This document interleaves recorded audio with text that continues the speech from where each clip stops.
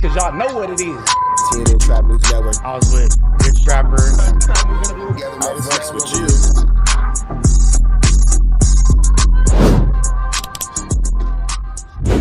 What's the deal, y'all? What's the deal, y'all? What's the deal, y'all? Rich Trapper tapping in TNN Trap News Network. Back in this thing, like cook cracking this thing here at TNN Trap News Network. It's come to my attention that we have surpassed that 31,000 threshold, and we are giving away the chili May the 16th at 12 o'clock noon Pacific Standard Time. So make sure that you're around for that chili giveaway May the 16th, Sunday, 12 o'clock noon Pacific Standard Time, man. No long intro, no long talking, just giving y'all that chili out that y'all been waiting on, man. With that being said, let's get to the clip.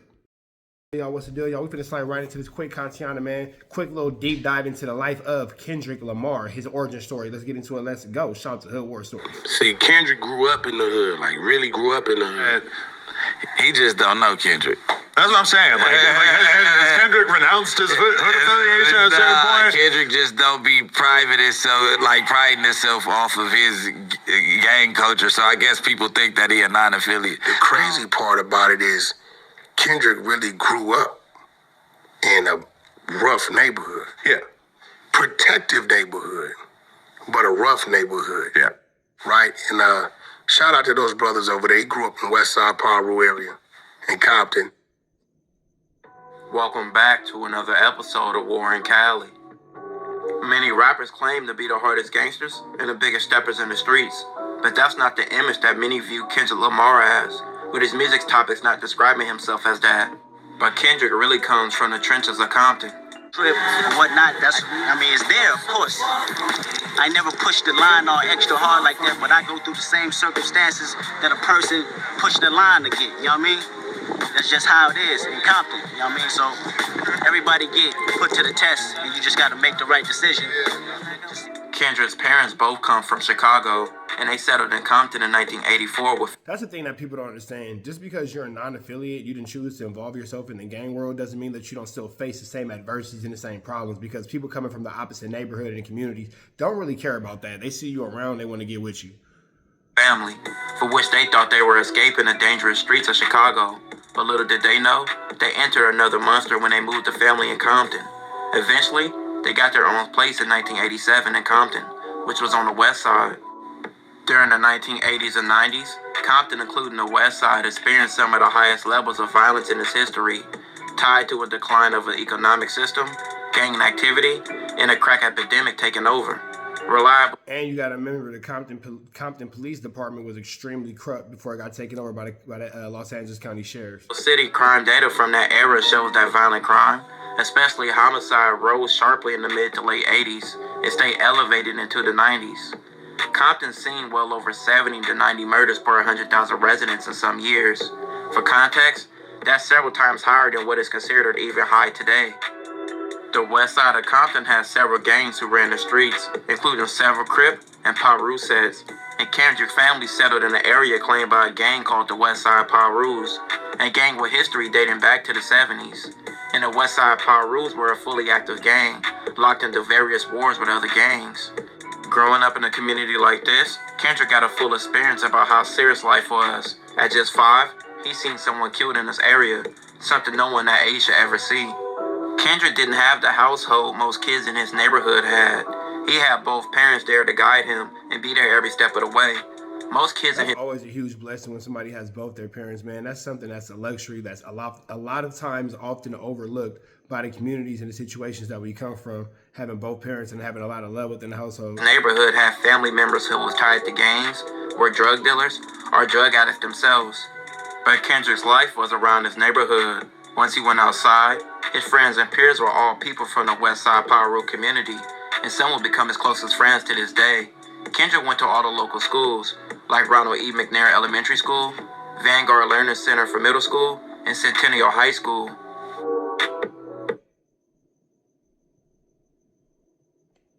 Kendrick went to all the blood. Growing up in Compton, it's real. I would like to say the one word to describe it is, or not to describe it, it's real unpredictable, period. You know, because you never know what type of mischief you're going to get yourself into. You know, you might be going to the liquor store and then that's your life right there. So you got to really watch your ways and watch your steps and how to move and watch the people you hang around. You know? By the time Kendrick was a teen, He was naturally affiliated with the West Side PIRUs. He lived in the heart of their hood. Most of his friends in the neighborhood joined the gang, so he was guilty by association. Right.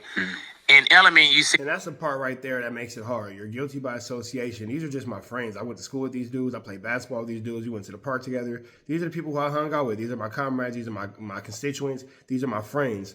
Yeah, they might do certain things when I'm not around, but these are still my friends. Now, when the people who they do the things to when you're not around come around, that's when they gonna want to check for you. That you got stumped out in front of your mama. Yeah. You really got stumped out in front of your mama? Yeah, Avalon swap meet. Damn.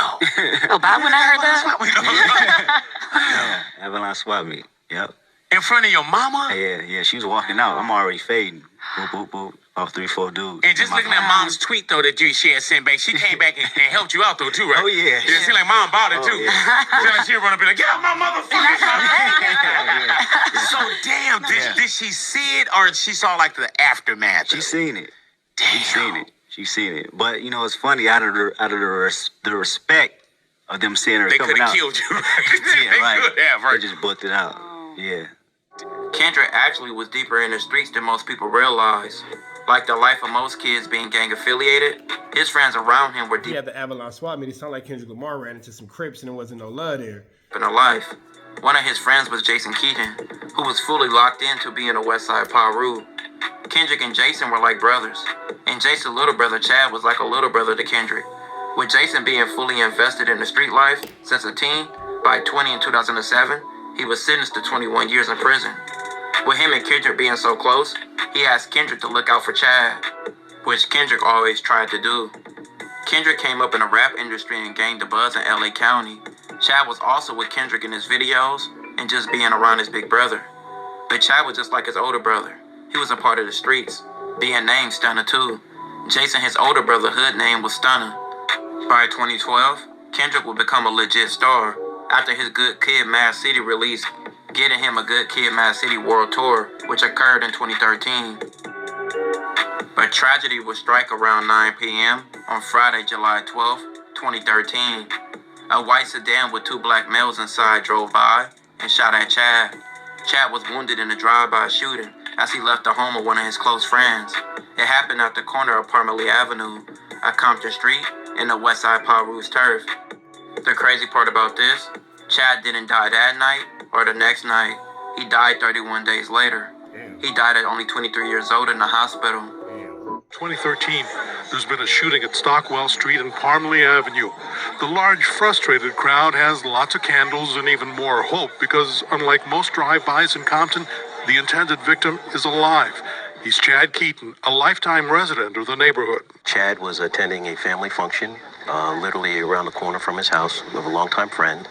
And as he's walking out the house at 9 p.m., a white sedan containing two African-American males drove by, saw him, and shot him. As Detective Tomlin mentioned, Chad... It's crazy, and that's how fast it can happen. My man was at his people house. You feel me? And again, it's the things you do away from the family and away from your friends that don't involve themselves in square business. It's them things that come back to haunt you. Lived one block over on 134th Street with his grandmother, who raised him. I heard the gunshots. I heard the gunshots because it's happened, so close right there on the corner. And usually when he's out, if I hear anything, I will call him on his cell phone, because I'm worried and I'm afraid. And this time when I called him, he didn't answer. So that's when my heart so I just had that feeling. 23-year-old Chad did not die that night or the next, so he was able to talk about what had happened. He had seen the car circling the area earlier, didn't have a good feeling for it, didn't recognize the people inside of it. As the days went by, Chad's condition sometimes improved and sometimes it didn't. The time that he spent in the hospital, he suffered. Man, that sucks when your grandma outlive you. That's a sad thing, man. God bless that man. It was hard for anyone to do that. Loved and cared about to see him in this condition. Everyone happy? Straight ahead. Doctors, nurses, and Chad's will to live kept him alive for 31 days. But the men who shot him eventually got what they wanted. At this time, Kendrick was on tour. His death deeply affected Kendrick and Jason, which Kendrick felt he was supposed to have looked out for his little bro and made sure he was good. And Jason felt like he let his little brother down. The wrong time, Kendrick states. It all happened when I was overseas. I talked to him over Skype on the hospital bed before he passed. Kendrick states, when Chad was killed, I couldn't disregard the emotion of relapsing and feeling the same anger that I felt when I was 16 or 17, when I wanted the next family to hurt, because you made my family hurt. Them emotions are still running in me, thinking about the slang like that. Whether I'm a rap star or not, I feel like that when I'm a part of the problem rather than a solution. Kendrick raps about Chad and two other of his deceased homies as Braze and Pup in YG's song, Really Be Smoking and Drinking. It's real, man. 3 of my homeboys that summertime, was murdered. You know, close ones too. That's a lot of trauma. That's a lot of weight to carry. That's a lot of weight to carry for sure. God bless everybody. Just somebody that I hear about. These people I grew up with. So it all psychologically it messes your brain up because you live in this life. You know what I'm saying? But you still have to face realities of this. I got to get back off that tour bus and go to these funerals, you know, and go talk to my moms and talk to their aunties, the kids that you know, lost their lives. And he also mentions Chad in another song called Hood Politics. Speaking from my partner talking to me, you know, speaking on the story how I was there, you know, when his brother passed, and I got to watch him take his last breath, and him respecting that, you know, respecting I was down for his brother no matter how much they called him a delinquent, you know, or such. And him also recognizing the fact that this is his lifestyle, you know, he's gonna do what he's gonna do, you know. And I wish. This is a lot sadder than what I thought it was gonna be, man. So I'm gonna let y'all catch the rest of this on Hood War Stories, but we finna get up out of here to the next one. Pray for Kendrick, man. Pray for Kendrick. Red dots to the left. You know the rest. Pray for everybody in these streets, man. Zero for the neighborhood hero. We got all 4 corners. TMC, the marathon definitely continues. Mr. Burger right here, live in the flesh. We out here, nigga. Trap knows. You know that, nigga. Dangerous. You can't come outside when it's dangerous. Work all in the floorboard. Tell the ops, check the scoreboard. You can't come outside when it's dangerous. And if you shoot, you ain't miss. A nigga ball like game 6. A nigga ball like game 6. You can't come outside when it's dangerous. Gotta get the blicky when it's dangerous. Young niggas, we done came from Nathan. Thought we would stop, we just can't quit. Thought we would stop, we just can't quit. Ballin' like us niggas up in game 6. Missy with the bullshit, you can save it. Ballin' like us niggas up in game 6. Game 60 bands on my neck when I got it on me. And I remember I was broke, I never let them hold me. Final seconds with my back against the wall. 81 points strong with this K, I call it Kobe. Running through this lettuce, nothing you can tell us. Gotta watch my back, I know that they get jealous. Real shit, I got rich, ain't gotta embellish. Real life made men, they call us good fellas. And I ain't got anxiety, I know it's intuition. May never love a bitch, but I for sure play my position. I know the streets talking, I'm cracking, so I ain't tripping. I said I play for keeps, but I guess them niggas ain't listening. Sick like Jordan, call it game 6. Shoot like Curry, and I can't miss. Nah, you can't come outside when it's dangerous. You niggas never outside when it's never outside, nigga. You can't come outside when it's dangerous. Gotta get the blicky when it's dangerous. Young niggas, we done came from Nathan. Thought we would stop, we just can't quit. Thought we would stop, we just can't quit. Ballin' like us niggas up in game 6. Missy with the bullshit, you can save it. Ballin' like us niggas up in game 6. I've been winning, tell my ops, check the scoreboard. Money in the attic, work all in the floorboards. Late night, that's the life that we pray for. Overtime with the pack is what we in the game for. Put myself in the game and everything is just a memory. Made a couple plays for the pain, not an enemy. Gotta watch my friends more, I gotta watch the enemies. Friends is hella fake, I know we're enemies' intentions. I let it go until it click if I'm aiming. Started staying safe and ended up staying dangerous. Game on the line, see the pressure I can take. Hall of Fame shit, so with this mind, I'ma take. Niggas sick like Jordan, call it game 6. Niggas shoot like Curry and I can't miss. Niggas never outside when it's dangerous. Niggas never outside when it's dangerous. You can't come outside when it's dangerous. Gotta get the blicky when it's dangerous.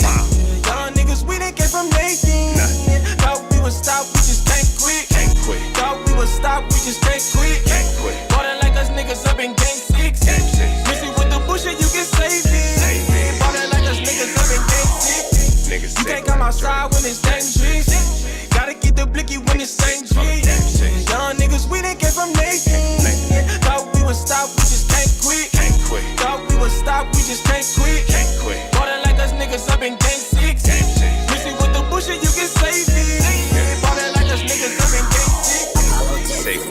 Jordan call it game 6. Shoot like Curry and I can't miss. You niggas never outside when it's dangerous. You niggas always inside when it's dangerous. Shoot like Curry and I can't miss. Niggas sick like Jordan call it game 6. Niggas never outside when it's dangerous.